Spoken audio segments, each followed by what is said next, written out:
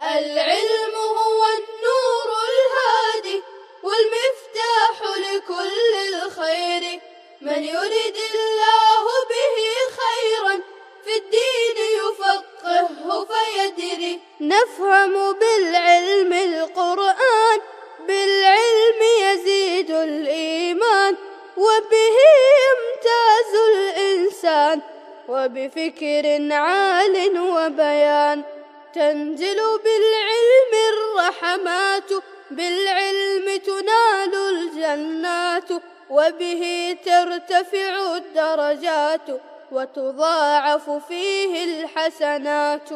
العلماء يخشون الله إذ عرفوا آيات الله. الرحمن الرحيم. الحمد لله رب العالمين والعاقبة للمتقين والصلاة والسلام على سيد الأنبياء والمرسلين سيدنا وحبيبنا وحبيب رب العالمين محمد وعلى آله وأصحابه ومن اهتدى بهديه إلى يوم الدين. امام مسلم توفیر مستدلات بکثرت مستدلات فقہا کو اپنی کتاب میں جمع کرتے ہیں، جو آپ کا بڑا عظیم کارنامہ ہے. گزشتہ کل میرے ذہن میں بات آئی کہ امام مسلم نے منہی عن وہ بیعات جس سے نبی کریم صلی اللہ علیہ وسلم نے منع کیا ہے اسے بکثرت ذکر کیا ہے. تو میں نے سوچا کہ اس کو نقشے کی شکل میں سمجھانا چاہیے، اس لیے کہ بہت تعجب ہوتا ہے کتاب البیوع کو اچھی طرح سے پڑھنے کے بعد کہ نبی کریم صلی اللہ علیہ وسلم نے ایک ایسے دور میں جس دور میں تجارت کوئی بہت زیادہ عام نہیں، ہمارے زمانے میں جو تجارت عام اس زمانے میں تجارت کی اتنی شکلیں نہیں، مگر حیرت ہوتی ہے کہ آپ صلی اللہ علیہ وسلم نے اس کے باوجود اس زمانے میں تجارت کی جن شکلوں کو ناجائز قرار دیا وہ ساری شکلیں آج ہمارے زمانے میں مختلف ناموں کے ساتھ اور تھوڑی سی تبدیلی کے ساتھ پائی جاتی ہے. تو میں نے ایسے ہی ہاتھ سے نقشہ تیار کیا تھا، مولانا ہلال کو بھیجا تھا میں نے، انہوں نے بھی تیار کیا، شاید ابھی لے کر آئیں گے. تو جن قسموں کو انہوں نے بیان کیا، یہ منہی البیوع منہی عنہا فی المسلم، تو اس کی تعداد 20 نکلتی کہ امام مسلم نے جو ابواب قائم کیے ہیں اس ابواب کے اعتبار سے وہ بیعات جس سے نبی کریم صلی اللہ علیہ وسلم نے منع کیا ہے اس کی تعداد تقریباً 20 ہے، جس میں سے ملامسہ، منابدہ، بیع الحصاد، بیع حبل الحبلہ، بیع علی بیع اخی، السوم علی سوم اخی، اس کے احکام آپ کے سامنے بیان کیے جا چکے ہیں. اسی طریقے سے شرط المسرات جس کو بیع المسرات بھی کہتے ہیں اور بیع التصریہ بھی کہتے ہیں، اس کا بھی حکم بیان کیا گیا. اسی طریقے سے تلقی جلب، بیع الحاضر للبادی، اس کا بھی حکم آپ کے سامنے بیان کیا گیا. صرف ایک حکم بیچ میں چھوٹ گیا ہے، بیع النجش، بیع نجش کا. نجش اس کے معنی آتے ہیں ابھارنا، کسی چیز کے اوپر جوش دلانا. نجش کہا جاتا ہے کہ کوئی آدمی مارکیٹ میں کسی چیز کو وہ خریدنا نہیں چاہتا مگر صرف اس کا ریٹ بڑھانے کے لیے اور لوگوں کو لالچ دلانے کے لیے اس کی بڑھا چڑھا کر قیمت زور زور سے بیان کرے، اسے کہا جاتا ہے النجش. تو جب اسے خریدنا نہیں ہے تو ظاہر سی بات ہے اس کے لیے کوئی جواز نہیں کہ وہ اس طرح کی بات کرے. تو نبی کریم صلی اللہ علیہ وسلم نے اس سے منع کیا. کیوں آپ صلی اللہ علیہ وسلم نے اس سے منع کیا؟ اس لیے کہ اس میں غرر پایا جاتا ہے. کیسے غرر پایا جاتا ہے؟ اس طور پر غرر پایا جاتا ہے کہ غرر کہتے ہیں دھوکے. وہ آدمی جو خود خریدنا نہیں چاہ رہا ہے اور دوسروں کو اس کی اصل قیمت سے زیادہ لینے پر آمادہ کر رہا ہے تو گویا کہ وہ دوسروں کے ساتھ دھوکہ کر رہا ہے. اس لیے شریعت مطہرہ نے اسے کیا کیا ہے؟ منع کیا ہے کہ بیع نجش یہ جائز نہیں. یہیں پر بعض حضرات نے بیع مزایدہ کو بیان کیا جس کو ہم نیلام کہتے ہیں اور حراجی بھی کہتے ہیں آج کل کی اصطلاح میں. تو نجش کے حرمت پر تو اتفاق ہے تمام فقہا کا. البتہ نیلام یعنی جس کو ہم لوگ حدیث پاک میں بیع المزایدہ کہتے ہیں، بعض حضرات نے بیع میزید کہا اسے، یہ جائز ہے یا نہیں؟ تو اس سلسلے میں فقہاء اربعہ کا رجحان تو یہ ہے کہ بیع نجش، بیع میزید یا بیع مزایدہ یا نیلام اور حراجی یہ جائز ہے. احادیث مبارکہ سے اس کا ثبوت ہے. ترمذی شریف میں اور نسائی شریف میں اس سلسلے میں روایت ہے سیدنا حضرت انس بن مالک رضی اللہ تعالی عنہ سے کہ نبی کریم صلی اللہ علیہ وسلم کی خدمت میں ایک صحابی آئے. ابو داؤد نے اس روایت کو نقل کیا ہے. تو آپ صلی اللہ علیہ وسلم نے ان کا پیالہ وہ حضور سے مانگنے لگے تو آپ نے کہا کہ الید العلیٰ خیر من الید السفلیٰ. ایسے ہٹے کٹے آدمی ہو کر بھیک نہیں مانگنی چاہیے، کسی کے سامنے ہاتھ نہیں پھیلانا چاہیے. پھر آپ نے کہا کہ آپ کسی چیز کے مالک ہو تو انہوں نے اپنے پاس ایک برتن تھا وہ نکالا. تو آپ صلی اللہ علیہ وسلم نے کہا کہ کون اسے خریدے گا؟ تو ایک صحابی کھڑے ہوئے تو انہوں نے کہا کہ میں دوں گا اسے 1 درہم. تو حضور نے کہا میں یزید، کون زیادہ دے گا؟ تو دوسرے صحابی کھڑے ہو گئے، انہوں نے کہا میں 2 درہم دے دوں. تو آپ صلی اللہ علیہ وسلم، حالانکہ اس کی قیمت 2 درہم نہیں، مگر وہ جو صحابی 2 درہم قیمت لگا رہے تھے وہ سمجھ گئے کہ آپ صلی اللہ علیہ وسلم 2 چیزوں کی امت کو تعلیم دینا چاہ رہے ہیں. کیا تعلیم دینا چاہ رہے ہیں؟ ایک تو امت کو بھیک مانگنے سے روک رہے ہیں کہ اس طریقے سے ہٹے کٹے آدمی کو اور اپنے پاس تھوڑا بہت بھی جو کچھ ہے اسے چاہے تو بیچ ڈالے مگر کسی کے سامنے ہاتھ نہ پھیلائے. اور دوسرا آپ اس بندے کی مدد کرنا چاہتے ہیں تو اس لیے انہوں نے جس چیز کی قیمت نصف درہم تھی اس کی قیمت کتنی لگا دیا؟ 2 درہم لگا. تو آپ صلی اللہ علیہ وسلم نے انہیں دے دیا. لہذا حضرات فقہاء نے اس کی وجہ سے کہا کہ نیلام اور مزایدہ یہ جائز ہے. جو لوگ اس کو نجش کے ساتھ ملاتے ہیں یہ درست نہیں ہے، دونوں الگ الگ چیزیں ہیں. البتہ ابراہیم نخعی جو امام صاحب کے استاد حماد بن سلیمان آپ کے استاد تھے اور ان کے استاد تھے ابراہیم نخعی تو ان کا مسلک یہ ہے کہ وہ اسے ناجائز کہتے ہیں. کہا کہ نجش اور بیع میزید دونوں ایک ہیں.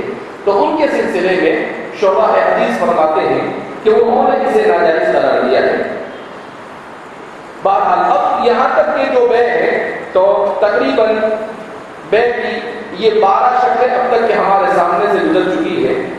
اب بیع عدم جواز کے اوپر منہی عنہ جو بیوع ہے ان کی 13 شکل جس کو اگلے باب میں بیان کیا جا رہا ہے. چلیے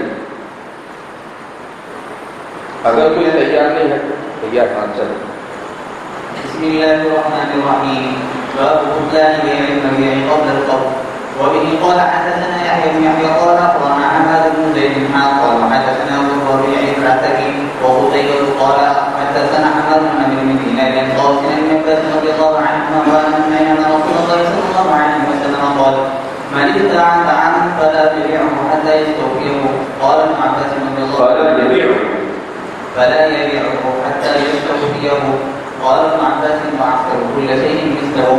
وبه اس بات میں نبی کریم صلی اللہ علیہ وسلم بیع المبیع قبل القبض کو بیان کر رہے ہیں. بیع المبیع قبل القبض یہ کیا ہے؟ تو اس سلسلے میں ہمارے عصر حاضر کے فقہا بیان کرتے ہیں کہ نبی کریم صلی اللہ علیہ وسلم نے بیع المبیع قبل القبض، قبضے سے پہلے مبیع کو بیچنے کا جو حکم بیان کیا ہے، اور اس سلسلے میں جو اتنی ساری روایتیں بیان کی ہے، اس کا صحیح فائدہ اس زمانے میں سمجھ میں آ رہا. اب تک کے لوگوں کو سمجھ میں نہیں آتا تھا کہ بیع قبل القبض، مبیع پر قبضہ کرنے سے پہلے کسی چیز کو بیچنے سے کیا فرق پڑتا ہے.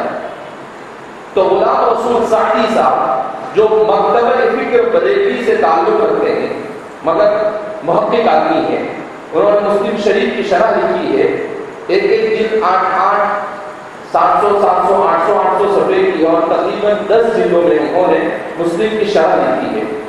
تو انہوں نے بات لکھی ہے کہ عصر حاضر میں لوگوں کو اس سلسلے میں بہت حیرت ہوتی ہے کہ آپ صلی اللہ علیہ وسلم نے بیع المبیع قبل القبض، مبیع پر قبضہ کرنے سے پہلے جس بیع کو بیان کیا، اس زمانے میں اس کا کوئی تصور نہیں کرنا، لیکن اس زمانے میں اس کی اہمیت کا اندازہ اس سے لگا سکتے ہیں.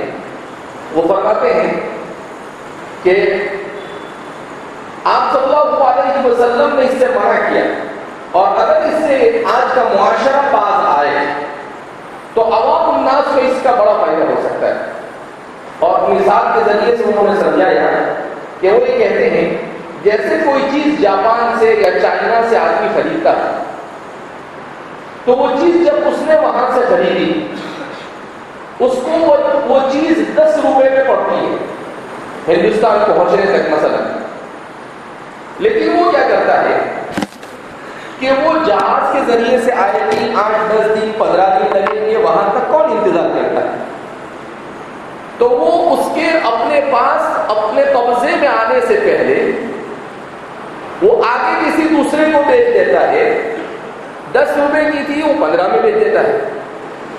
وہ بھی یہ سوچتا ہے کہ کہاں اس کا انتظار کرتے بیٹھیں گے، وہ 5 روپے لگا کر اس کو 20 میں بیچ دیتا ہے.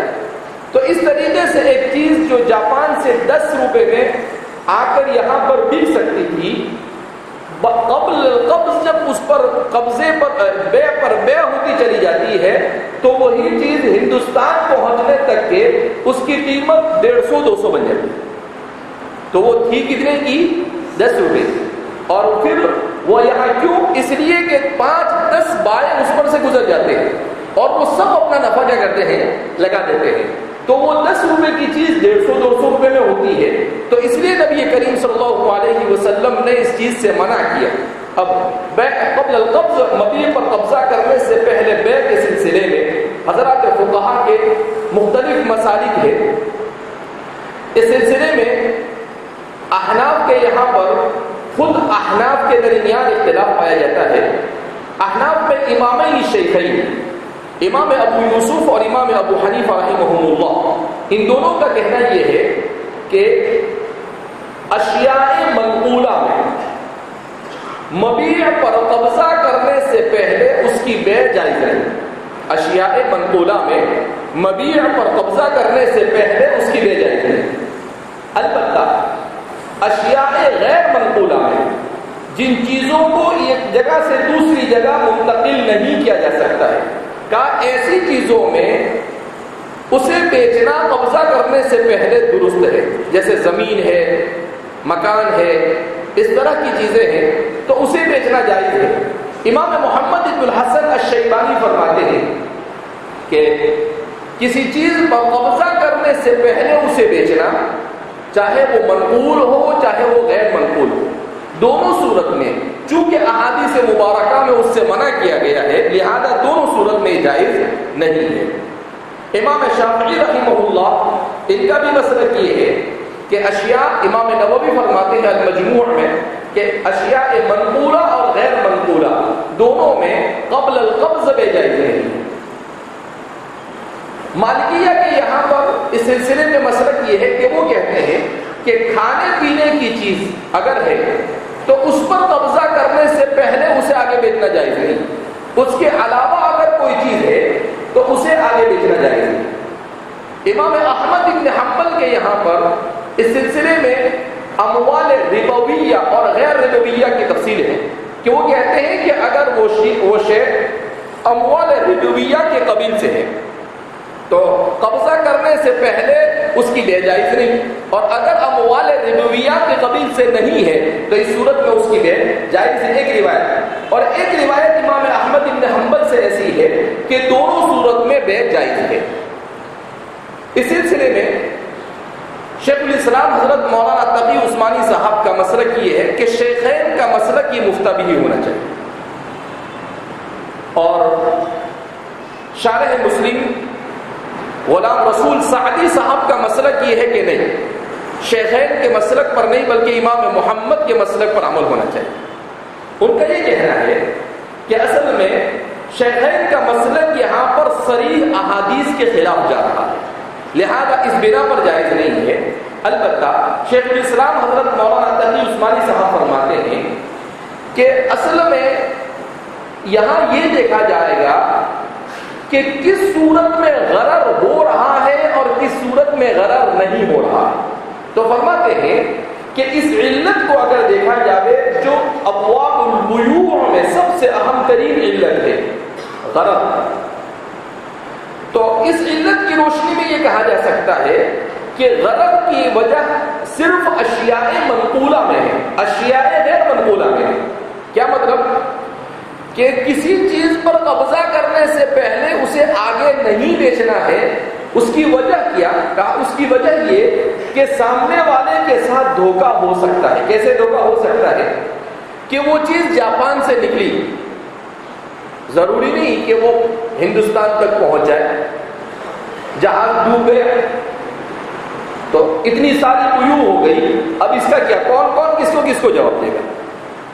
پھر وہ سٹا کھیلنے کے لیے بیٹھ جائیں گے، اچھا تم اتنا کر دو، تم اتنا کم کر دو، تم اتنا کم کر دو، لیکن مبی تو ہاتھ میں آئے گی نہیں۔ کبھی ہو سکتا ہے اسے کوئی لوٹ لے یا کوئی بھی حادثہ اس کے ساتھ پیش آ جائے، تو اشیاء منقولہ میں یہ غرر پایا جاتا ہے۔ اشیاء غیر منقولہ میں شیخ الاسلام فرماتے ہیں کہ یہ نہیں پایا جاتا ہے، کیونکہ زمین تھوڑی ہلاک ہو سکتی ہے، زمین تو اپنی جگہ پر ہے، اور مکان وغیرہ بھی اتنی آسانی کے ساتھ ہلاک ہوتے نہیں ہیں۔ تو فرماتے ہیں کہ اشیاء منقولہ میں غرر کا امکان نہیں ہے، جگہ پر ہے، اور مکان وغیرہ بھی اتنی آسانی کے ساتھ ہلاک ہوتے نہیں ہیں۔ تو فرماتے ہیں کہ اشیاء منقولہ میں غرر کا امکان نہیں ہے، اس لیے اس میں قبل القبض بے جائز ہے۔ اور مولانا فرماتے ہیں کہ اس لیے بھی کہ جو زمین وغیرہ ہوتے ہیں اگر اس میں اس شرط کو نافذ کر دیا جائے تو حرج لازم آتا ہے۔ کیسے حرج لازم آتا ہے؟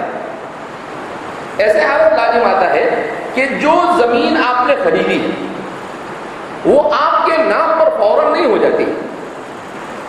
یہ میرے ذہن میں ایک بات ابھی ذہن میں آ رہی ہے کہ زمین کو آپ نے خریدا تو فوراً آپ کے نام پر نہیں ہوگی، اس میں 7/12 میں نام چڑھانا پڑے گا اور یہ سب کچھ کرنا پڑے گا، اس کو پروسیس کے لیے وقت لگتا ہے، 2 مہینے 3 مہینے 4 مہینے۔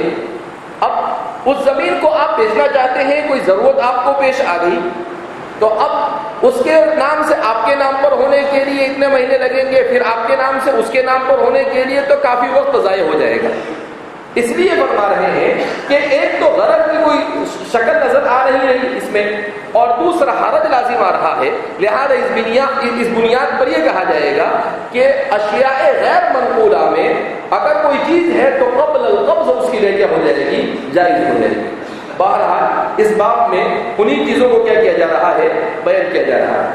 یہ جیسا کہ آپ کے سامنے ہے مسلم شریف میں جن بیوعات کا تذکرہ ہے، بیع ملامسہ کا تذکرہ اس سے قبل ہو گیا، منابضہ، بیع الحصاد، بیع الغرر۔ غرر اصل میں عام ہے، جہاں پر بھی دھوکے کی شکل پائی جائے، اسی لیے الغرر کے اوپر مستقل لوگوں نے کتابیں لکھی، عربی میں جیسا کہ میں نے آپ کو اس سے پہلے بھی ایک نام دیا تھا، الدکتور صدیق الضریر، عالم عرب کے بڑے شیخ الاسلام حضرت مولانا تقی عثمانی صاحب نے اپنی کتاب انعام الباری میں ان کا تذکرہ کیا ہے اور کہا کہ میری پسندیدہ مصنفین اور کتابوں میں سے ہے، مولانا فرماتے ہیں۔ تو ان کی کتاب ہی ہے الغرض واثرہ فی العقود۔ مولانا کے انعام الباری میں 5-10 سال پہلے جب میں نے اس کو پڑھا، اس کے بعد میں نے کافی تلاش کیا، نہیں ملی، مگر ایک مرتبہ مجھے کویت کے کتب خانے سے وہ مل گئی تھی، تو میں نے بھی مطالعہ کیا، واقعی میں بڑا اچھا کام کیا ہے، اگرچہ بہت سارے مسائل میں جمہور کے ساتھ ان کا اختلاف ہے، مگر تحقیق بڑی اچھی کی ہے۔ اسی طریقے سے اردو زبان میں حضرت شیخ الاسلام مولانا تقی عثمانی صاحب کے تلمیذ خاص ہے مولانا اعجاز الصمدانی صاحب، ان کی کتابیں ہیں غرض اور اس کی صورتیں، غرض کی شکلیں اور اس کا احکام، یہ 2 کتابیں ان کی۔ ان دونوں کتابوں میں بھی عصر حاضر میں غرض کی وجہ سے کون کون سے معاملات ناجائز ہے اور کون کون سے معاملات میں جواز ہے، غرض نہ ہونے کی وجہ سے بظاہر کیا نظر آتا ہے، تو تفصیل کے ساتھ تقریباً 400-450 صفحے کی کتاب ہے اردو زبان میں، جس میں انہوں نے بڑے اچھے انداز میں ان چیزوں کو بیان کیا ہے۔ اسی طریقے سے بیع الحصاد، اسی طریقے سے بیع علی بیع اخی، السوم علی سوم اخی، بیع النجش، بیع التصریہ، یہ وہی اشاعت المسیرات رہا، بیع تلقی الجلب، بیع الحاضر للبادی، بطلان بیع المبیع قبل القبض۔ اور اب اس باب کے بعد آگے جو آ رہا ہے بطلان شبرۃ التمر المجهولۃ القدر بالتمر۔ چلیے۔ وبه قال حدثنا ابن ابي عمر واحمد بن عبد قال حدثنا سفيان قال حدثنا ابو بكر بن ابي شيبه قال حدثنا ابن سفيان وهو الثوري كلاهما عن عامر بن دينار بهذا الاسناد نحوه. وبه قال حدثنا اسحاق بن ابراهيم محمد بن رافع وعبد بن حميد قال ابن رافع حدثنا وقال الاخران اخبرنا عبد الرزاق قال اخبرنا عبد الله بن طاووس بن ابي بن عباس رضي الله عنهما وعنهما قال رسول الله صلى الله عليه وسلم من ابتاع طعاما فلا يبيعه حتى يقبضه. قال ابن عباس واحسب كل شيء من منزله الطعام. وبه قال حدثنا ابو بكر بن ابي شيبه والبخاري بن اسحاق بن ابراهيم قال اسحاق اخبرنا وقال الاخران حدثنا وكيع بن سفيان عن ابن طاووس بن ابي بن عباس رضي الله عنهما قال قال رسول الله صلى الله عليه وسلم من ابتاع طعاما فلا يبيعه حتى يقبضه. وقلت لابن عباس لما فقال الا ترهم يبتاعون بالذهب والطعام مرجع ولم يقل ابو قريش مرجع. یعنی اس روایت میں نبی کریم صلی اللہ علیہ وسلم نے 2 باتیں بیان فرمائی، من ابتاع طعامه فلا يبيعه حتى يقتله، کہ اپنے کسی بھی غلے کو وزن کیے بغیر نہ بیچے۔ فقلت ابن عباس، راوی فرماتے ہیں کہ میں نے حضرت عبداللہ بن عباس سے کہا لیما، کیسا کیوں؟ فقال الا تراهم يتبايعون بالذهب والطعام مرجع، کہ آپ نہیں دیکھتے ہو کہ آپ کے سامنے یہ بات نہیں ہے کہ لوگ سونے اور غلے کی بیع اندازے سے کرتے ہیں، تو اس لیے فرما رہے ہیں ولم يقل ابو قریب مرجع، اور ابو قریب نے مرجع کا لفظ استعمال نہیں کیا۔ تو یہاں پر بھی ایک مسئلہ مستقل یہ ہے کہ کیا غلے وغیرہ کی بیع اس طریقے سے کسی دوسری چیز سے اندازن جائز ہے یا نہیں؟ تو اس سلسلے میں حضرات فقہا کے یہاں پر اختلاف پایا جاتا ہے۔ بعض فقہا کا کہنا یہ ہے کہ طعام کی بیع اگر طعام سے کی جاوے اندازن تو یہ جائز نہیں۔ احناف کے یہاں پر ایک جنس ہو، علت ربا کے وجود کی وجہ سے ایک ہی جنس ہو اور مکیلی یا موزونی ہو تو اس صورت میں جائز نہیں۔ اگر عددی ہے اور ایک ہی ہے تب تو جائز ہے۔ صاحب فتح القدیر فرماتے ہیں کہ احناف کے یہاں پر یہ اس وقت ہے جب بڑی مقدار میں، اگر تھوڑی سی مقدار میں ہو تو احناف نے بھی اس کے جواز کو فراہم کیا ہے کہ تھوڑا سا ہو تو چل جائے گا۔ امام شافعی رحمۃ اللہ علیہ فرماتے ہیں کہ چونکہ صرف طعام کے بارے میں کہا گیا لہذا یہ حکم صرف غلے کے ساتھ ہوگا۔ امام مالک فرماتے ہیں کہ اس کا تعلق ذخیرہ اندوزی کی جانے والی چیزوں کے ساتھ، اس لیے کہ ان کے یہاں پر علت ربا وہی، اور امام احمد بن حنبل کے یہاں پر دونوں طرح کی باتیں ملتی ہے۔ ان کا ایک قول یہ ہے کہ وہ صرف غلے کی بے کو ناجائز قرار دیتے ہیں، اور ایک قول یہ ہے کہ کسی بھی چیز کی بے اس طریقے سے اندازن بیچنا جائز نہیں. جی. وبه قال حدثنا عبد الله بن مسلمة القعنبي قال حدثنا مالك قال حدثنا يحيى بن يحيى قال ورد على مالك ان ابن عمر ان رسول الله صلى الله عليه وسلم قال من ابتاع طعاما فلا يبيعه حتى يستوفيه. وبه قال حدثنا يحيى بن يحيى قال ورد على مالك ان ابن یہیں پر ایک مسئلہ بیان کیا جاتا ہے کہ کیا غلے وغیرہ کو وزن کر ہی بیچنا ضروری ہے یا نہیں. شوافے وغیرہ کا کہنا ہے کہ وزن کرنا ضروری ہے، لیکن احناف کہتے ہیں کہ وزن کرنا ضروری نہیں. وزن کرنا خاص طور پر اگر جنس الگ الگ ہے. ہاں ایک جنس ہے تو چونکہ ربا کا یہاں پر امکان ہے، ربا الفضل کا، اس وجہ سے ایک جنس ہو تو جائز نہیں.